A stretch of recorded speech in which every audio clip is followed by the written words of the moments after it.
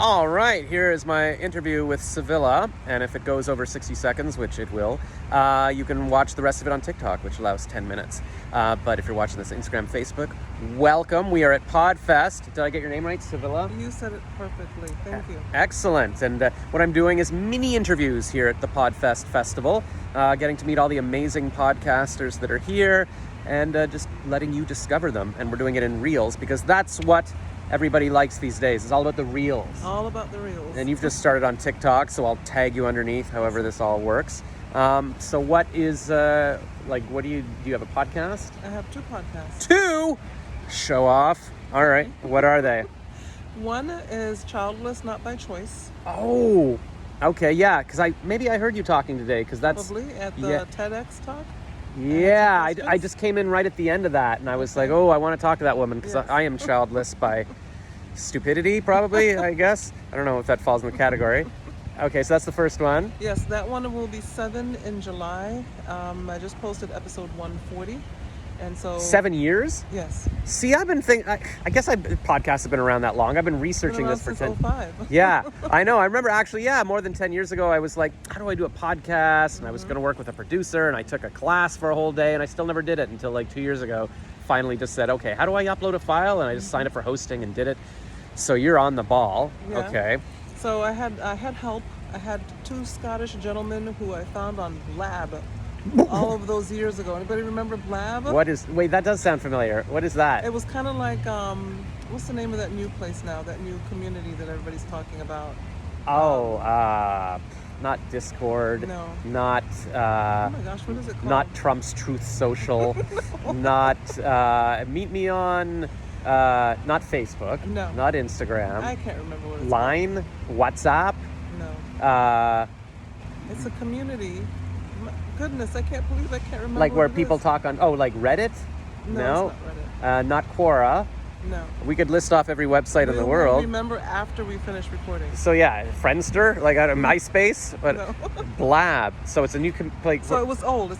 Yeah. It's now defunct, but it used to be a place where you can go into a virtual room. Oh, and meet with like the people. metaverse? Kind of, yeah. Yeah. And everybody had a room. Oh, You could I know what you're host a talking about. room. What's the new thing that it's not Minecraft, but it's like Second Life or... Okay, go ahead. So anyway, I met these 2 guys in there because they were friends with a guy that I met who's American living in Denmark.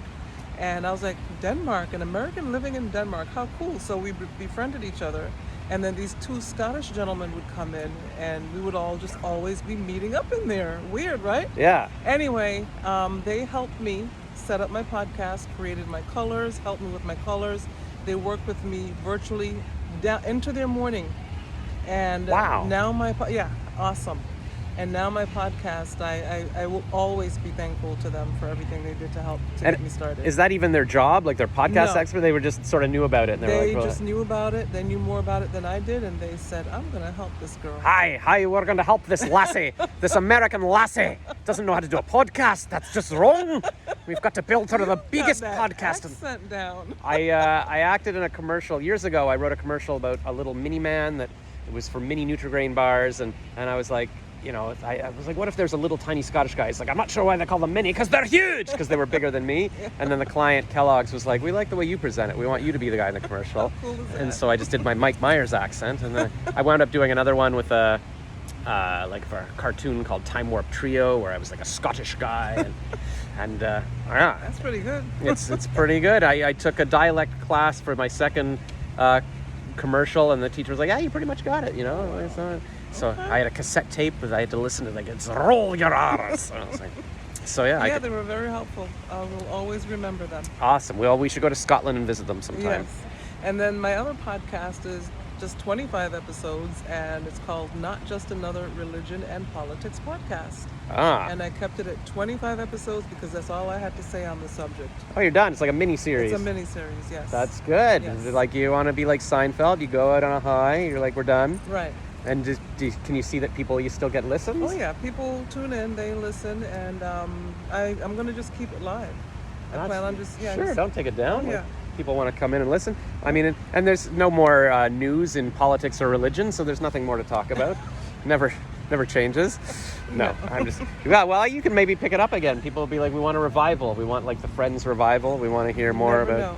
Or maybe I could come on and I could talk about politics and such. I listen to a lot of political podcasts. You never know. I've interviewed Billy Graham's granddaughter on there. So wow, that's pretty cool. So is there specific like perspective on it? Like, I mean, I think my perspective on it is that you win more bees with honey than you do with vitriol. So yeah, that's what I'm thinking. So you're an angry right-wing commentator? Not a chance. No, okay.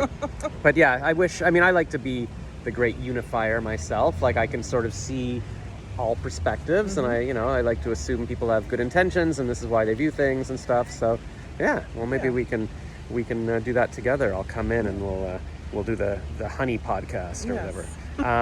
And the childless one. So that's interesting because that's right, in the TED Talk, he was giving a speech and I just came in at the end, but he was talking about how to make your own TED Talk.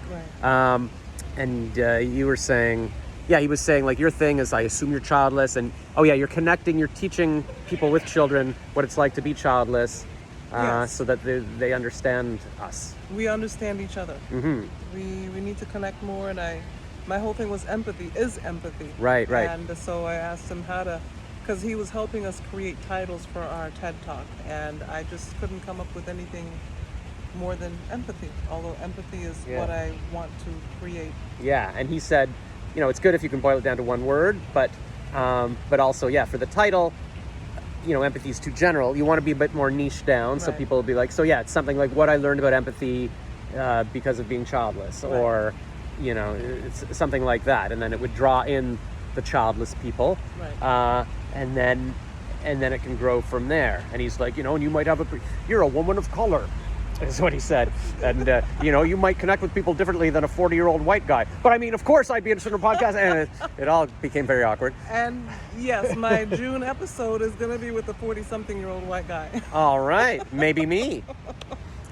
He's in New Zealand, actually. He's Canadian, but he lives in New Zealand. It's funny, I met a girl from New Zealand like 3 years ago that I wound up traveling with a bit, and she said, come to New Zealand, we can avoid winters and go back and forth, and I would have had kids with her now, but I didn't, and now she's married with someone else. So maybe there's another me out there with her, who knows. Yep.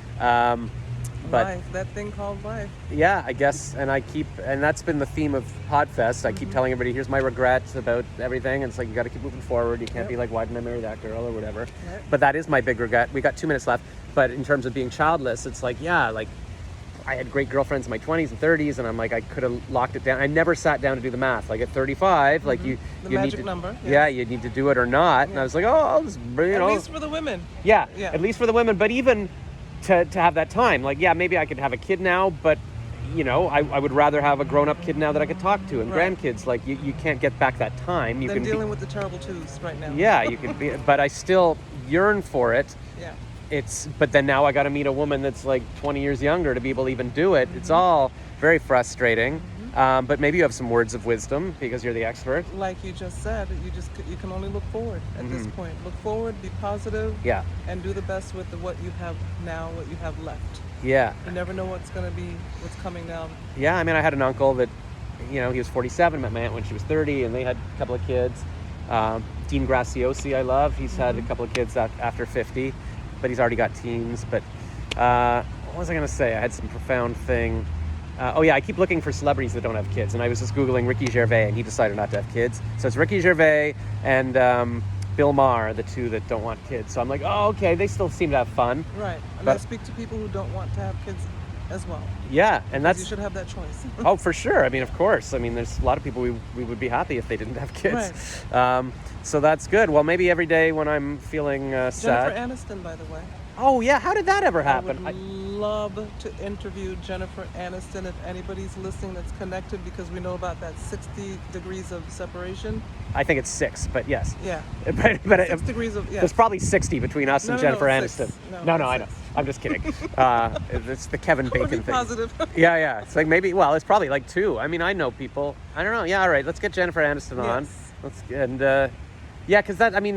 she was married to Brad Pitt and all of this stuff. Tom Green, a Canadian comedian, married Drew Barrymore, never had kids, and he's my age, and he's all kind of, I don't know, he talks about it in his stand-up. But anyways, I guess we'll end this at 10 minutes so it can fit onto TikTok. Okay. But everybody follow her her current podcast and her old podcast and her TikTok. We'll get our numbers up, and you'll be on my show again. Maybe you'll be my new co-host all the time.